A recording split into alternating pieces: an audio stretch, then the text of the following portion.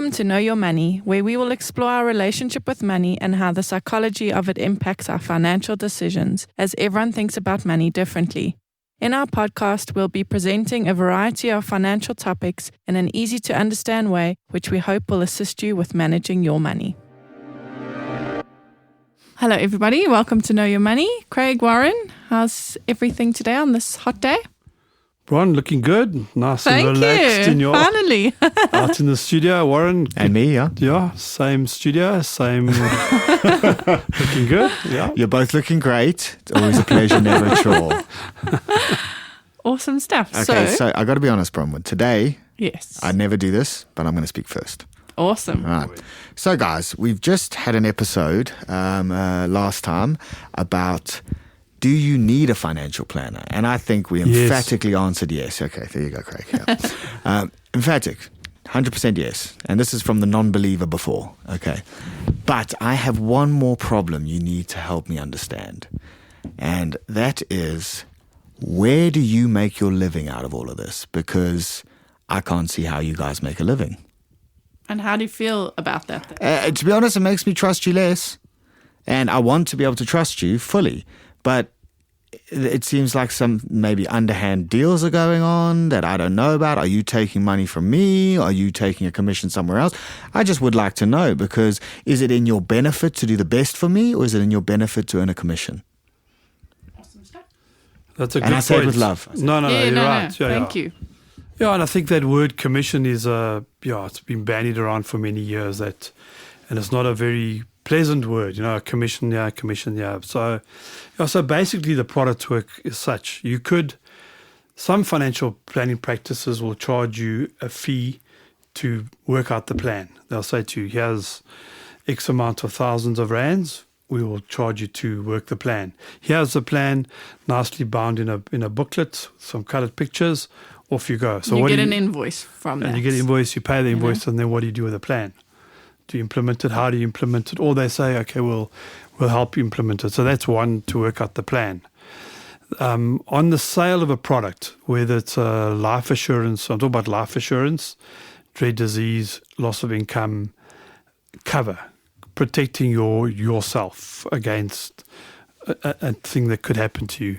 Each company will pay the advisor out of those premiums. So if your premium is 500 Rand for a life policy, within that product they pay the advisor who sold it a upfront fee for it, and then they'll pay them a fee on the 12th or 13th month when the fee renews. So there's a fee built into the product. It doesn't matter. So is it an annual fee effectively? No, it's an upfront one-off fee, and there's a renewal fee. And annually, there is a small fee as that product increases, but it's a tiny little fee that goes. The most of the fee is upfront, or I suppose you can call that commission upfront from the product. The sales product house, like a Liberty or Discovery or whoever, will pay that out. And that's, some advisors do take it like that. Some of them can do it as and when. 99% of them take it as that upfront fee. Okay. And then what happens is, within 2 years, if you had to cancel your policy, that advisor has to pay that commission back. So that's where sometimes it does affect the advisor or, what they're doing, because... Well, there's a risk you as the advisor take then. Yes. Right. Correct.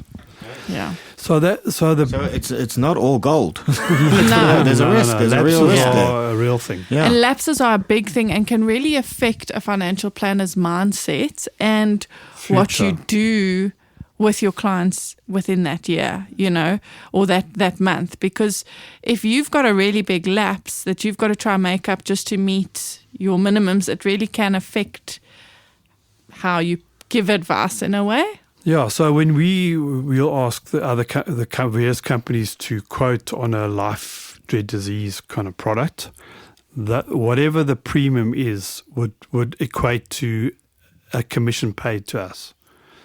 That's how that's paid within the product. So it doesn't say, that commission was 2,500 Rand, you got to pay another 2,500 Rand to us. It comes out the product. The product house pays us. You don't see that. You just pay your monthly premium. Yeah, no, I get that. But your monthly premium can be reduced if the advisor chooses to take zero commission on it. So that is a big factor. And the only time that would ever happen is if you did do that invoice kind of way. Well, right, okay. I mean, you'd like to think they were doing the zero if they're invoicing you, right? Yeah. Okay, so that makes a lot of sense to me. And I want to say, as a small business owner and being self-employed my whole life, that I believe that I am my product.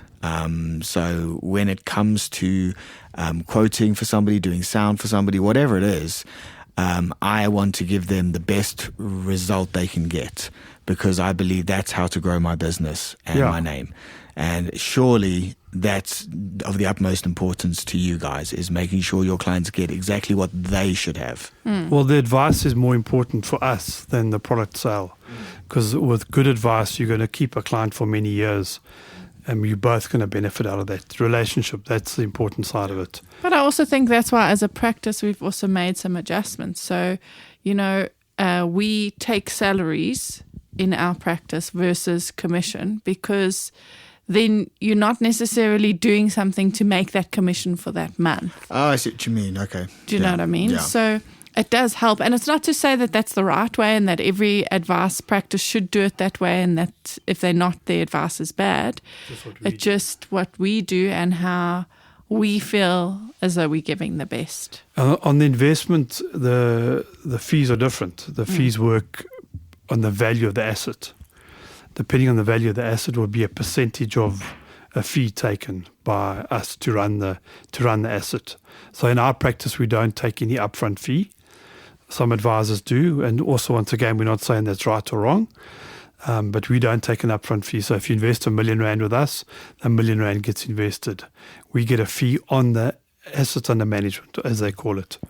And that's a percentage. And for example, it could be 0.5% of the assets under management, which is paid to us monthly by the provider. So you don't see it either. It doesn't come as an extra invoice to your inbox that you've got to pay us. The provider pays us for it. And I think what's important to look at for me from the outside of this is that the longevity of your ability to earn from our relationship depends on you doing the best for me. Correct. Must be a win-win scenario. As soon as I say, I don't trust you guys anymore, I don't like what you're doing, correct, I'm out, you've lost a client, you've lost income. Yeah. So there's no incentive at all for you to just try and sell me products, because if it comes around and I go, I don't like this. Yeah. And with our practice, we are putting as much pressure as we can on the fund managers to reduce their fees, and we've been successful over the last 2 years with that. So that's our role, to bring the whole fee structure down for everybody, so that the end result, you as the client, your outcome is better. But there's no upfront for us there's no reason for us not to look for the best result, because we want you as a client for the next 30 years. Yeah. And also just that, I don't know if it should be a part of this or a different podcast, but understanding your fees on your investment, because there are advice fees, there's platform fees, there's administration fees, and all of those are broken up into different things. So that's an important thing for you as a client to understand. And if you understand that and you feel comfortable with what your advisor's charging, trust that process. So are you as a company open and transparent if your customers ask? Yes, you have to be. So Okay. from a compliance perspective, you have to show what the fees are. Okay. So I don't know. We've just hidden. Started up and it's under my wife's name, as you guys know. And also some people don't go to that part of it. A lot of people don't read the full record of advice, 8 pages. But for us, I feel like we do show our clients, discuss it. And, if you're happy with that. I think, when it comes to money, honesty, trust is probably the big one there. Especially in our industry, the most important thing is trust, and it's all transparent. It's all put out there. So hopefully. Have we answered your question? You have. No, I understand it. I understand how you run yours, how it is potentially run by others. But no, it makes sense. Yeah. You guys make a living off of your ever-growing knowledge of how people's financial futures will be, given the options at the time and the choices that are made. And if you're not sure, you must discuss it with your financial planner. Yeah, No, seriously. absolutely. No, so it was just the perfect line, though, wasn't it? It was like a one-liner. You sure you're not a comedian? Yeah. That was good. But no, I agree. If you're not sure and you're listening to this, Yeah, open the discussion. I mean, we've probably opened a can of worms for a few people going, how do they earn money? Yeah. Especially the younger ones. They didn't think about that. No, it's all good. Awesome stuff. Thanks, All right, guys. thank you, guys. Thank you for being honest. Great. Bye. Bye. Thank you for listening. If you have enjoyed this podcast, would like to subscribe, please visit our website, www.growthfp.co.za. The information we have provided in this podcast is our personal opinion. For more detailed information, please discuss your financial situation with a financial planner.